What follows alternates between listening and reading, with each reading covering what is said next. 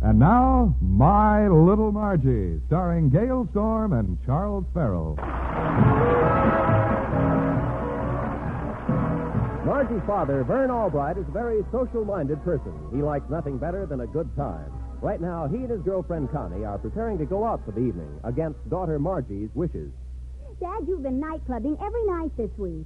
Don't you think of your health once in a while? Nope. Remember, you're not a kid anymore. Well, that doesn't worry me. I found the secret of youth. I know. You lie about your age.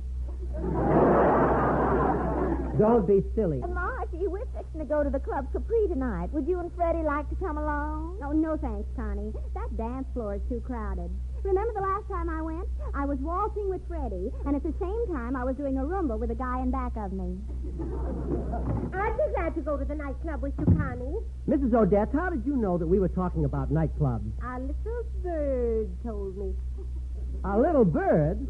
What was the little bird doing in our keyhole? Mr. Albright, are you accusing me of listening at your keyhole? Why, I would never stoop to do a thing like that. I have to squat. Mrs. Odette, how come you're in such a gay nightclub mood? On account of what happened to my shape. I used to have what they called an Indiana figure. An Indiana figure? A large South Bend.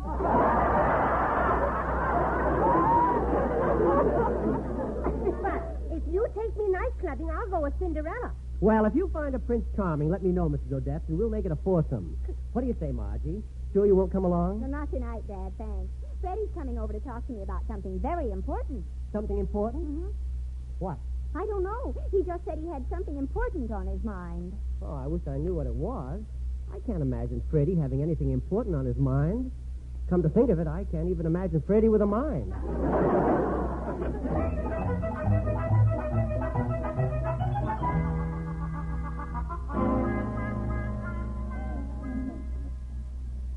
Having a good time, Connie? Oh, very much. And what a dinner. Oh, it was marvelous. Oh, I'll say. I'm glad you're finally relaxing, sugar. For the past half hour, you've had a puzzled look on your face. Is anything the matter? Oh, not really. I was just wondering what Freddie wanted to talk to Margie about. What could be so important? Maybe their future together. Their future together? Don't be so astonished, Ben. After all, it's possible. Freddie's been going with Margie for a long time now. Okay, I'll give him a pension. There's nothing strange about Freddie wanting to get married. Human beings do those things, you know. Since when is Freddie a human being?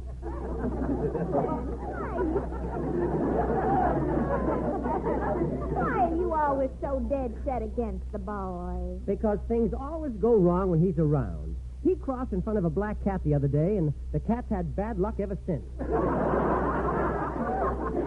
Well, don't get upset, Sugar Plum. I only said maybe he and Margie are getting serious. Naturally, I don't know for sure.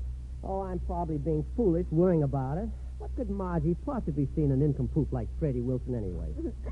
Who knows? Love is a strange thing. Don't you believe Margie could be happy with a boy like Freddie? Well, maybe, if the boy isn't too much like Freddie.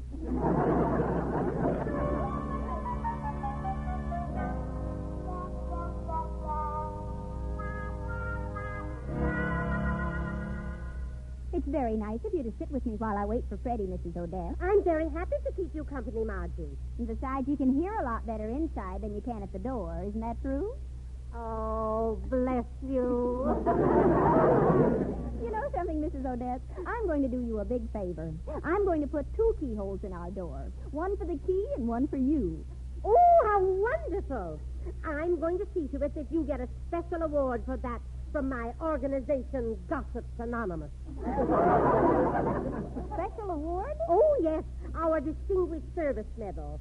It'll look very nice on you, Margie. It shows a radar antenna with the shape of a human ear. And below it is our motto, Super Duper Keyhole Snooper.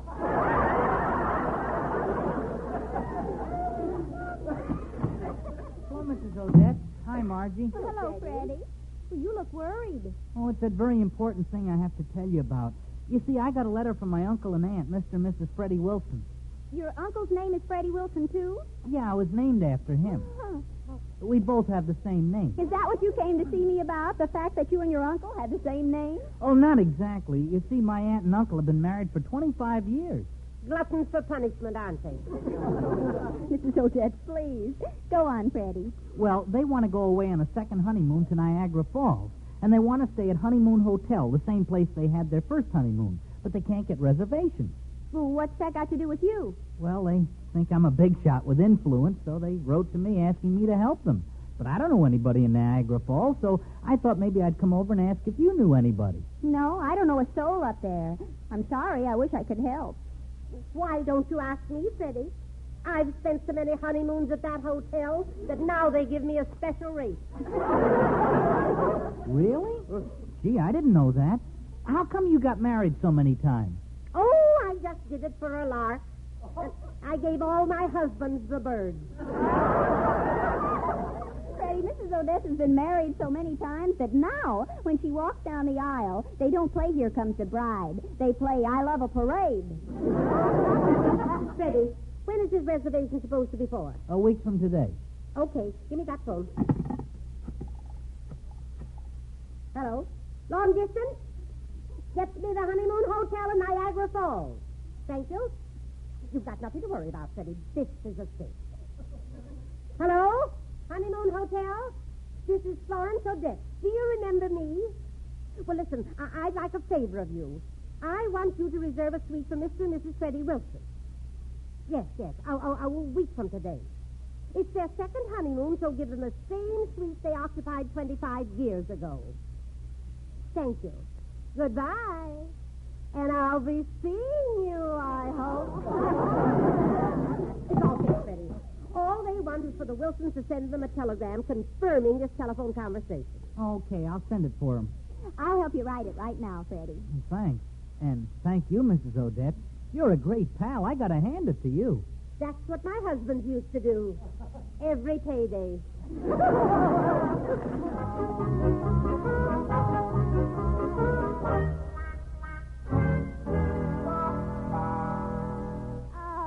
Marvelous evening, Ben. Thank you. Oh, so did I. And it's nice to have a girlfriend who lives in the same building with you. Saves that long ride home all alone. I know. That's why I moved in here. I used to hate to bring you home and then ride back all alone. Say, how about coming into my place for nightcap? All righty. Oh, sit down, Connie, and I'll fix a drink. Say, what's this note? Let's see. Oh, it's not a note. It's a copy of a telegram to the Honeymoon Hotel in Niagara Falls. Let's see.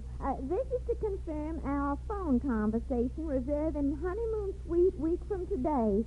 Son, Mr. and Mrs. Freddie Wilson. What? Oh, no. Freddie and Margie getting married. Oh, Connie, you were right. This is terrible. Say, what's all this shouting about?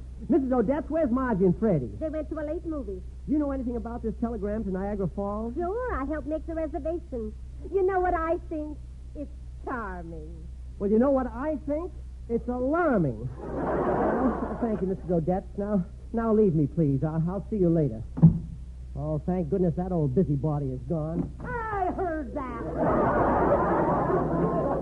Mrs. Odette, good night and go to sleep. I'm plugging up the keyhole. Selfish. Oh, Connie, I've got to do something. The reservation's a week from today, isn't it? Yeah. Okay, I've got a week to stop that marriage.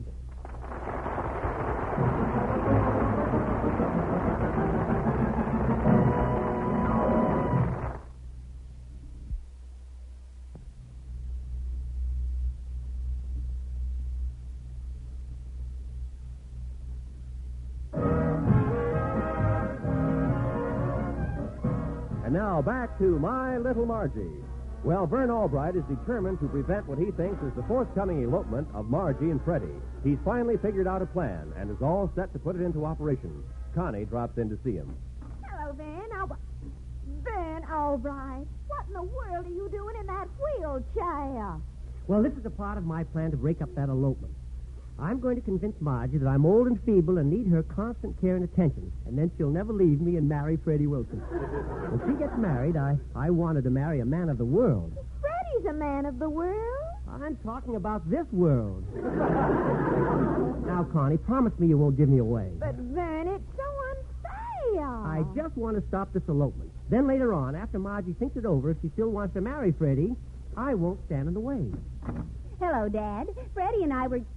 Dad, what are you doing in that wheelchair? Margie, you might as well face it. I've tried to hide it from you for a long time, but your father is just a broken-down old man. Oh, Dad, that's ridiculous. Oh, no, it's not. Oh, for years I've been driving myself at a tremendous rate of speed, and now my motor is beginning to sputter. Maybe you ought to have your valves ground. Or your carburetor overhauled. Or maybe the trouble's in your hydromatic. Personally, I think he just needs a change of oil.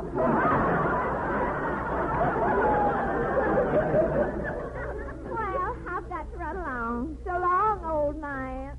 Gosh, Dad, I can't figure out how this came on you all of a sudden.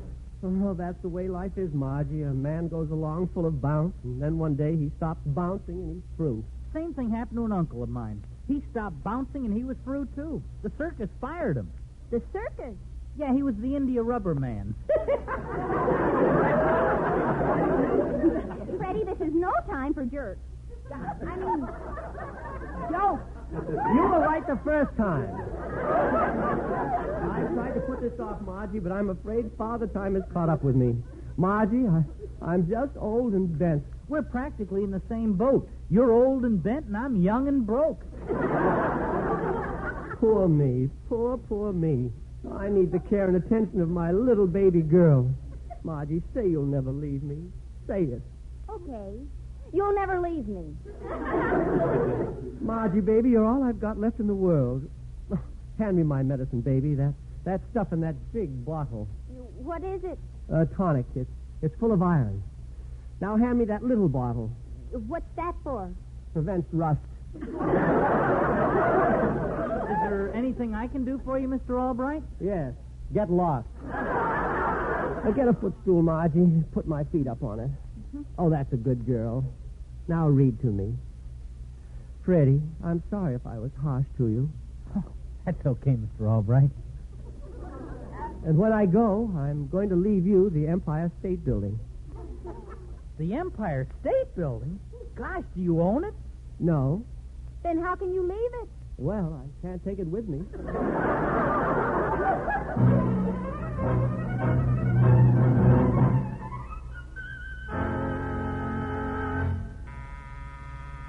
Come in, Margie.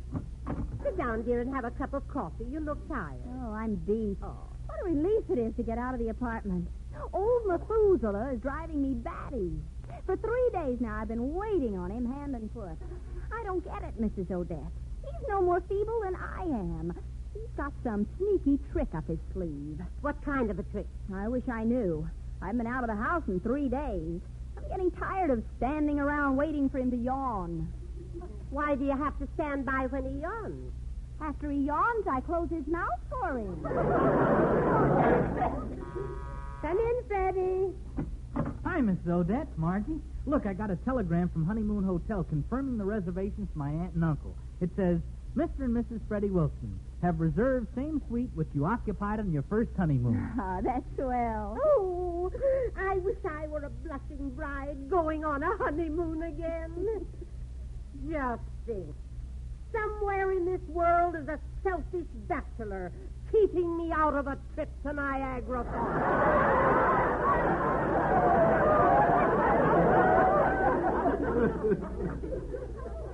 Gee, Margie, wouldn't it be wonderful if the Mr. and Mrs. Freddie Wilson that were going on their second honeymoon were you and me? You and I. That's what I said, me and you. Oh, look, Margie. Look across the courtyard. You can see your living room from here. Connie just came in to see your father. Look at the way he jumped out of his wheelchair to greet her. Wow, look at that kiss he gave her. Oh. That's no old man's kiss. It looks like they're arguing about something now. Hand me those field glasses. Yeah. I want to see what they're talking about. See what they're talking about? Yes, I read lips. Here's the glasses. What are they saying? Well, I'll just give you the highlights. It seems your father found a copy of that telegram Freddie sent to the honeymoon hotel, and he thinks the reservation was for you and Freddie. Of all the fantastic ideas. What are they saying now, Mrs. Odette? Well, I'll take another look. Ooh! Connie just said, "But Vernikins, what all is wrong with Freddie all?" And what did Dad say? Censored. Margie, your father was just playing on your sympathy by pretending to be old and feeble. He figured you wouldn't leave him. What a sneaky trick. Well, I'll get even with him. How? With a sneaky trick of my own. How else? So he thinks we're going to get married, huh? Well, I'll go him one better. I'll let him think we're already married. Freddie, let me have that telegram you just got. You mean you're going to pretend that it's us that are going on a second honeymoon? Yep. Tell me, Margie, just in case anybody asks me, how long have we been married? Long enough to have a baby. A baby? Yes. Tell me another thing. As the father, I have a right to know. What do we have, a boy or a girl? We have a boy. His name is Olaf. Olaf? Why, that's the name of the janitor's baby, Olaf Jensen. I know. I'm going to borrow him for a while. Hello, Margie. I'm glad you're back. I'm just a lonely old man when you're away. Dad, I'm afraid you're going to have to be lonely all by yourself for a while. Freddie and I are going away on our honeymoon. What? Oh, Margie, you're not going through with this. You can't marry Freddie. Oh, we're already married. This is going to be our second honeymoon. Second honeymoon? What? How long have you been married? Long enough to have a baby? A baby?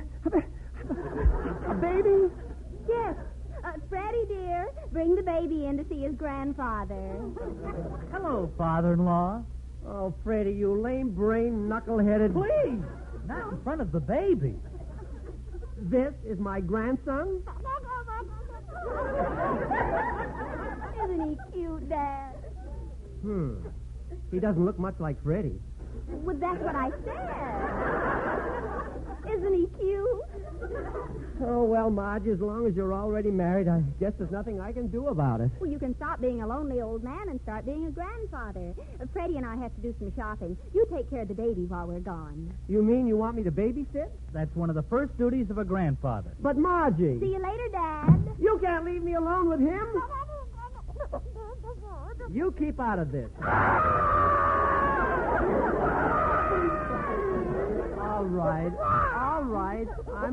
I'm sorry.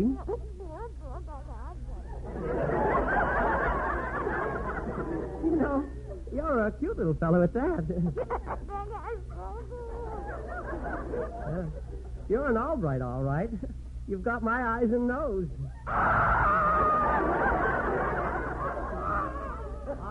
All right, I take it back. Come in. Oh, hello, Mr. Honeywell. Hello, Albright. Holy mackerel. Where'd that baby come from? Haven't you ever heard of the birds and the bees? Huh? Mr. Honeywell, allow me to present my grandson. Grandson, this is my boss. Grandson? You mean Margie and Freddie are married? Yeah, she kept it secret all this time. You know, What's he crying for? I don't know. Probably hungry. When did you eat last, Kitty Cool? I had bacon and eggs this morning.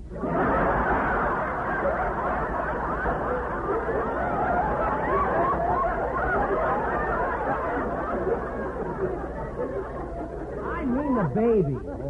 Now, let's see what we've got in the refrigerator. Well, there's some salami here, liverwurst, hamburger, and some leftover chop suey. Oh, no, babies don't eat that stuff. It's so long since I've taken care of a baby. Well, maybe he's already eaten. Well, then maybe he wants to be burped. Go on and burp him. How? Throw him over your shoulder. Okay, but be ready to catch him.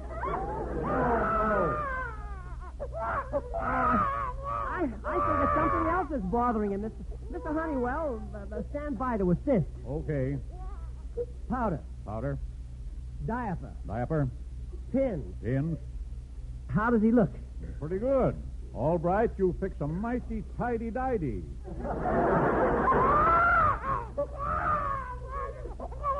Now what? Oh, I think we've got to amuse them. They say the best way to make a baby stop crying is to make funny faces at them. Well, go ahead, Mr. Honeywell. Make a funny face. All right. It worked. Well, I haven't started yet.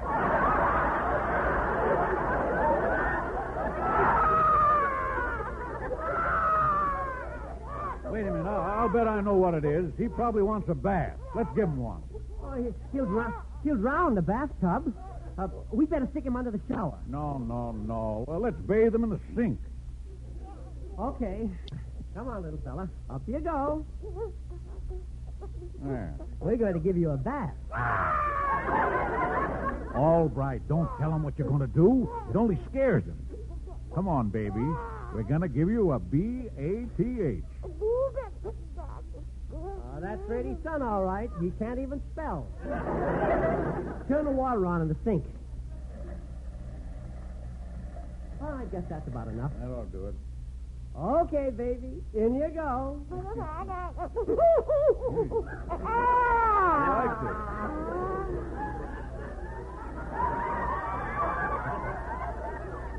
Feels good, huh? Okay. I guess you've had enough. Now, look, I'll dry him off with this towel. Not so hard. You're supposed to use powder. Here, sprinkle some of this talcum powder on him. Okay. He likes it. I guess it tickles him. Sprinkle some more on him. Yeah. Give him some more. But not in his mouth. Now he's got the hiccups. There's only one cure for hiccups. I'll scare him. Well, go ahead. Boo! Where? He's cured. Now I've got him.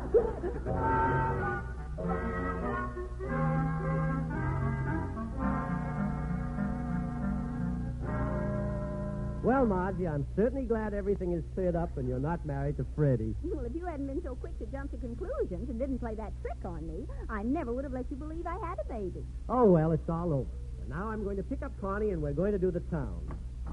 Oh, come in, Mrs. Jensen. Mr. Albright, little Olaf is crying ever since they take him home. So I bring him back so you can take care of him again tonight, yeah? Nah! Dad, I'm afraid you can't get out of it. Mr. Jensen told me that if you don't take care of little Olaf, he's going to shut off our steam heat. Yeah, Mrs. Jensen? Yeah. Oh, well. Kitty coo, baby. Come to Grandpa Vern.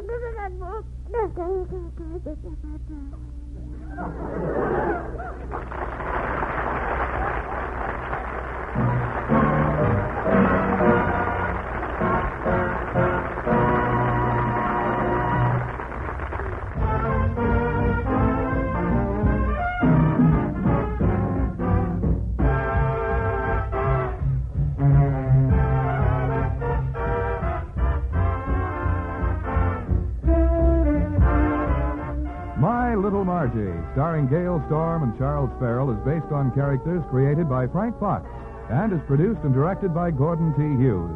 Freddie is played by Gil Stratton Jr. and Mrs. Odette's is Verna Felton. This program has come to you through the worldwide facilities of the United States Armed Forces Radio and Television Service.